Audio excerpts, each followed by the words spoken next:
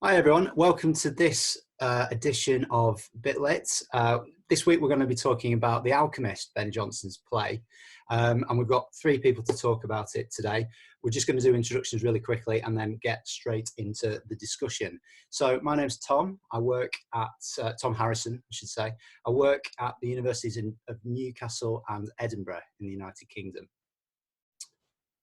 I'm Derek Dunne. I'm a lecturer at Cardiff University, although I found myself in Lombardy for the, under quarantine at the moment. Generally, I'm a Shakespearean, but today I'm very much Team Jonson. And I'm Paul Salzman. I'm an emeritus professor at La Trobe University, and I'm talking to you from Melbourne. And I'm just going to kick us off by saying a few brief things about Ben Jonson and about the play before we move on from there. So Jonson was a contemporary of Shakespeare's. He wrote comedies, tragedies, poetry, masques. The Alchemist was performed in 1610. And it started out in London, but because there was, in fact, plague in London at the time, it was apparently moved to Oxford. The plague that struck in 1610 was one of a number of waves of plague that affected Europe and Britain at the time. When there was plague, the theatres shut. So people like Jonson found themselves, as so many people in the arts industries are finding themselves at the moment, out of work. The Alchemist itself is a play that makes much of the fact that the plague is raging in London at the time. It's set in London, and I'm going to read you Jonson's argument about the play, which is a kind of outline of what happens. But just to explain very briefly before I read the argument out, the play is set in a house in London, and the wealthy owner of the house, because the plague has been raging, has escaped to his country house in Kent, where he is self-isolating, as a number of wealthy people are at the moment.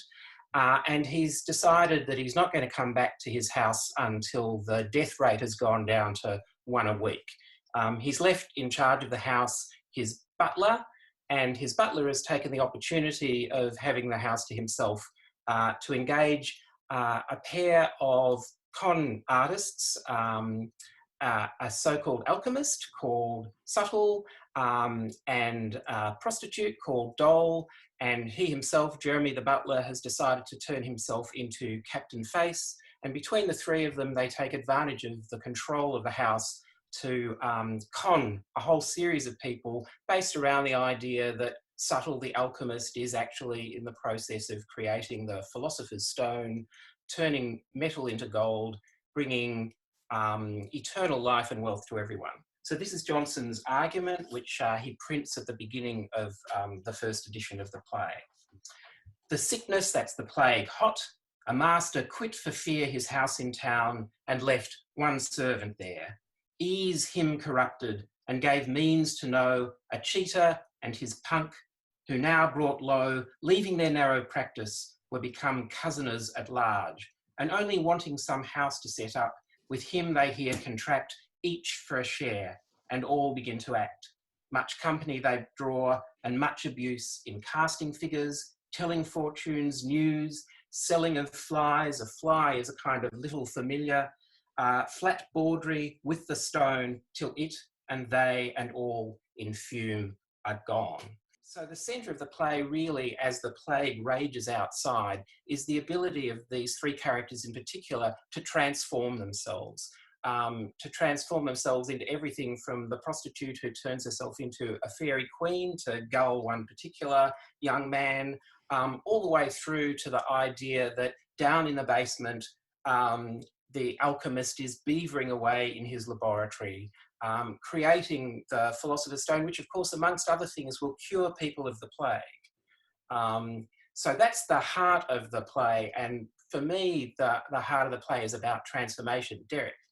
I know I probably haven't meant to interrupt quite yet, but when you read it there, a new line really popped out at me, which was, who now brought low, like that they were doing okay for themselves, but then because of the plague, they've kind of gone to another level of lowness. They're sort of reduced, like sort of straightened circumstances. And yeah, again, just we were talking, we've talked about how it sort of echoes what people are suffering at the moment. And I had read this so many times, and that line had never stood out before. That's all.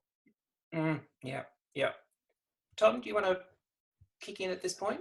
Yeah, well, I was just going to one of the things that interests me most about the play is about how it's so tied in with notions of theatricality. So the three central characters, the venture tripartites, they are like a little improvisatory troupe who are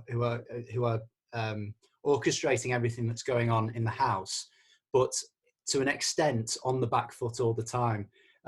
All the way through the play, there's this constant attention to time. So characters are being told to come back at 1 o'clock or come back in a couple of hours, and everything is punctuated by the knock at the door.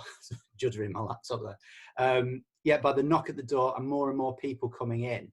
And one of the things that interests me so much about the play is how closely it aligns with the process or the experience of play going itself. So audiences who are coming in to watch this play, who are to an extent complicit in the gulling that takes place, because they have a privileged position watching the tripartite at work.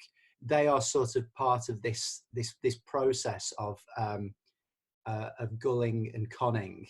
And the great thing about the play is that right at the end, the joke is turned back on the audience. Like so many of Jonson's comedies, he sort of displays these characters for satire and mockery all the way through, and then turns the mirror on the audience at the end by saying, "Oh well, you too have just paid a certain amount of gold to these alchemists who are actually players to ultimately see something that's no more yielding but a dream. It's something that actually doesn't have any substance in itself." And how close is that to the alchemical project that Face and Subtle and Dole seem to be pursuing? I'd say quite close. Yep. And also, Derek, the idea that you were talking about smell in The Alchemist and odor, and that sort of links in, isn't it? Well, that was the other line in the argument that had stood out for me. Like the third word to last is fume, and fume and fumigation kind of comes up a few times. But I do feel that I kind of cut Paul off. So, Paul, I'd like to hear more from you about the play, honestly. Oh, okay. Well, one of the things that's always fascinated me about it is that there are moments in the play, I think, where you feel alchemy really is going on. It's going on in a way that fools the people who are being fooled. Down in the basement, something is happening. At the very beginning of the play, we're told that, in fact, Face says, Face is Jeremy the butler, says, "I've furnished you with the material that you need," he says to Subtle, "to set up a laboratory in the basement." We never get to see the laboratory. The characters don't actually get to see the laboratory, but it's brought into being through language, which is Jonson's big deal. Everyone in this play speaks a particular kind of language that belongs to either their profession or to their desires. And it's the same with the creation of the alchemy. The alchemy is actually, I think, brought into being so that there are moments when in the audience you think, what is going on in that cellar? And we find out at the end that, the cellar is blown up, supposedly, and the remains of what was down there, maybe there was an alchemical laboratory. And what I think that tells us is like what you're saying, Tom, that this is partly about the magic of the theatre, which in Jonson's time was, a bare stage that brought into being all this kind of sense of felt material that only exists through the words that the actors are speaking. So to me, that's part of the magic of the play. That and the comedy, because it's also a slapstick play. It's a farcical play where you were saying, Tom, that there's constant knocking at the door. There's one character being shut up in a toilet to keep him out of the way when other things are going on. There are people who come in one door, go out the other door, just like that kind of sense of slapstick farce that we see. So it's a very fast-moving comedy as well. Yeah, and you mentioned there the explosion that happens, and that ties in a little bit with the sort of the possibility of smell emanating out into the audience. But Tom, were you also going to pick up on the Novo Orbe speech? Yeah, well, I suppose so. That's the speech that Sir Epicure Mammon speaks, which is probably one of the greatest character names in early modern theatre. He's got a skill for that for sure. Yeah, and he talks about Epicure Mammon is particularly interested in the Philosopher's Stone, and he talks about its effects. There's this wonderful speech where he talks about he's going to have so much money that he's going to have these harems around him that are just full of dripping with jewels and gold and so on, and he's this wonderful image of him walking naked amongst his succubi and so on. But he talks about the transformative power of the Philosopher's Stone, creating a new world, Novo Orbe, which connects in the imagery that he uses. He connects that with the new worlds as we know today, or the early moderns would have known. So the Americas in particular. And so I think in that way there's a nice correspondence between the sort of exaggerated fantastical dreams that alchemists promised and the very real colonial sort of expansionist dreams that were available in the period. And Mammon is someone who, he's so effusive in his language that he conjures this sort of stuff up with his words. And that's the great thing about that character and the play at large, that, as you were saying, Paul, Jonson's able to conjure so much just with the language that the characters sort of put out. And in a way, they do achieve their fantasies of sorts, because they're so caught up with what what they're thinking about, what they're obsessing over. So yeah, great speech, I'd say. But I again, that seems to me to sort of kind of reverberate to what we're talking about now. Those kind of think pieces have already started to circulate. Oh, what will the new reality be after sort of COVID-19, after a pandemic like this? So it's one of those weird opportunities that it's destructive, but also there's an awareness that something new has to be built in its place, so yeah, it was, I certainly was surprised to, Shakespeare is kind of known as this, trans-historical writer, and Jonson, Jonson's the very person who said not for an age before all time, and in a way it's usually read by critics as, Jonson is for an age. But to me, this one speaks so loudly to what's people having to shift, to sort of causing to do what they have to do to survive when times are tough. People literally being locked into a house together, and they argue, they've got a contract, right? But at several points they say, listen, you're not obeying the rules, you're breaking the terms of our indenture, our relationship. And I just, again, maybe I've just been in an apartment with 3 other people for too long, but I can really identify with that, That's absolutely right. The play's got a fantastic opening where indeed Face and Subtle are having a furious argument, and the person who has to step in to stop the argument is Doll, who is a fascinating character, I think, because, her name is, again, it's another Johnsonian name, Doll Common. So at one level, she's a common prostitute. At another level, she's just as good at disguise as the 2 men are. But at the beginning of the play, she's seen as being much smarter by saying, look, stop fighting with each other, because we've got a job to do. And the job is to extract the maximum amount of money from these gullible people. And if you keep going at each other, it's not going to work. So the beginning of the play is full of male insults and kind of, mine's bigger than yours, and the woman cutting through and saying, shut up, guys, this is what we've got to do, let's do it. And I noticed that in the persons of the play, Subtle is the alchemist, Face is the housekeeper. Dol is called their colleague. And again, that's a little bit surprising. You would expect her to be down as a punk, a courtesan, or what, or you know, some other kind of roguish name, but she's down as a kind of co-worker, you know. And like you say, she does kind of hold it together at various points. And there's a reference to the Commonwealth, isn't there? And they possess all things in common. And so, yeah, that's obviously playing on her name as well as Dolcommon, but it's drawing out this vision of equality that seems to animate the trio as they move through. And then obviously that starts to come undone towards the end. At heart, I think it seems to me quite a conservative piece, in that actually, as you were saying, Derek, there is this.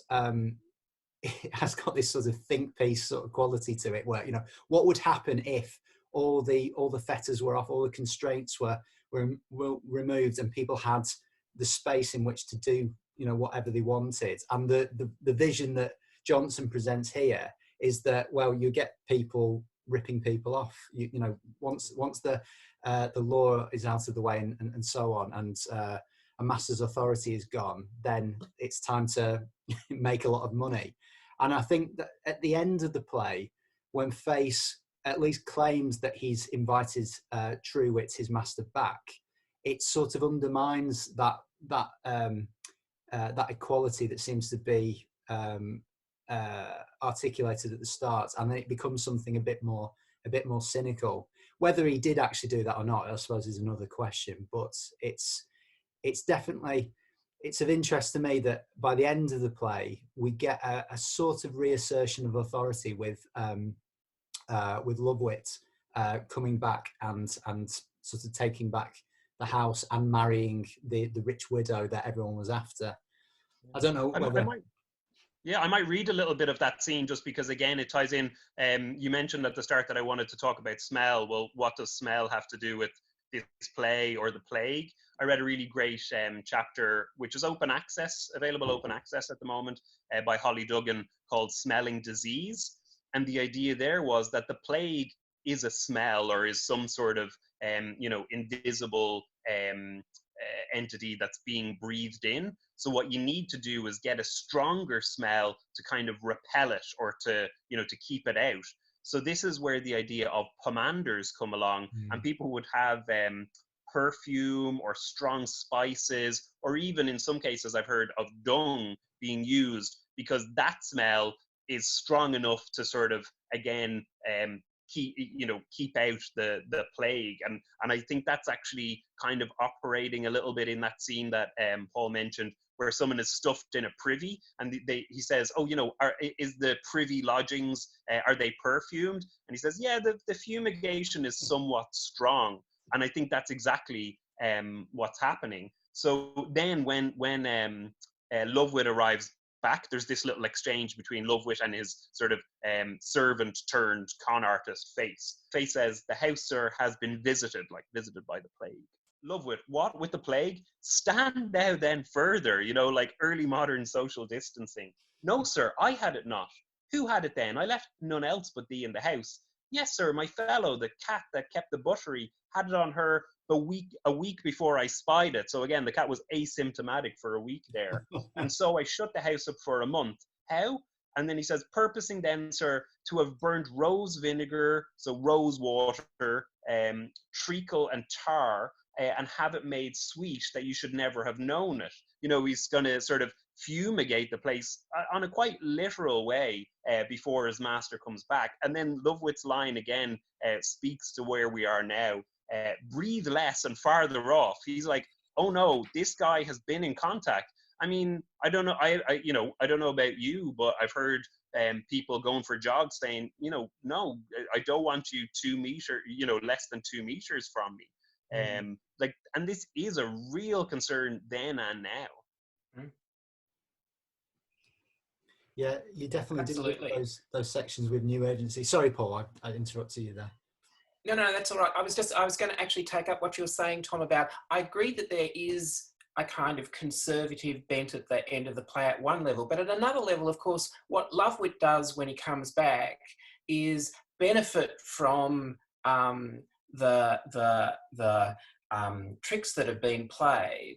And in a sense, he's not a real authority figure so much as someone who takes ownership of what the trio have actually set up for him. So, I like to think of it as being a little bit balanced between the kind of chaos and world turned upside down that occurs when the plague is raging. When the plague diminishes and apparent authority comes back, it's not the authority, for example, of the officers who come into the house, who Lovewit then says, no, it's not a problem here. Mm-hmm. Instead, it's someone who stands in fact to be the ultimate beneficiary of something that he in fact accedes to, that, it's fine that the butler has done what he's done. Mm-hmm.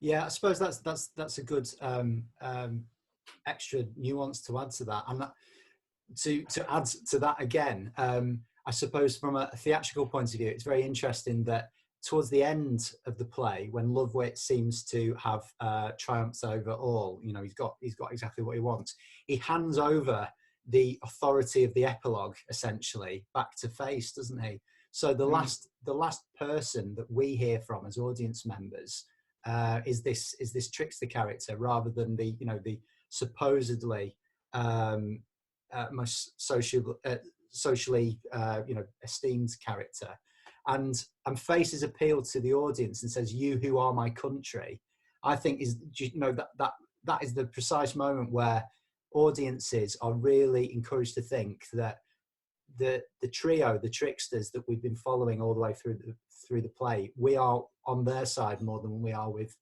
say Lovewit or other characters. And just to tie in with what you were saying, Derek, about the idea of smell running through The Alchemist and corruption, there is this preoccupation towards the end of the play with the tripartite actions being figured as a stink, as a sort of noxious smell that spreads out of the house itself and infects other people.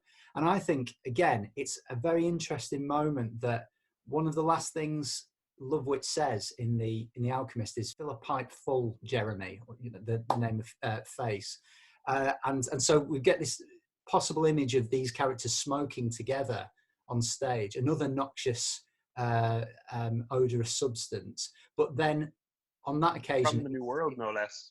It's what? Sorry, from the New World, no less. Of course, yeah. So, it's one of those moments where it's sort of like the stench of corruption has been tamed into this socially acceptable form that master and servant can take pleasure in at the end of the play. So it's, I mean, it's a very interesting point to think about smell in relation to The Alchemist, and this is the time in which to do it, really, isn't it? Any final thoughts from people? Only that it's a play that once you see it, you never forget it, and that there was an RSC performance 4 years ago, but it's, I would only say it not performed often enough. And, when the theatres open again, when the play has gone, I would suggest that performance of The Alchemist is definitely worth thinking about. Yeah, for sure. Even now when I watch things on TV, like you're weirdly kind of tuned into that social distancing thing. I'm like, that's, they're hugging. This is, they're not observing. So I think putting it on after this period would be like transformative for sure. So there's an invitation for theatre makers. Yeah. See if there's any theatre makers out there. We could do some workshopping. Yeah. Okay, so I think that's about it, isn't it? So we'll draw this to a close. So goodbye from 2020's venture tripartite, everyone, and maybe see you at some point in the future. Here's hoping.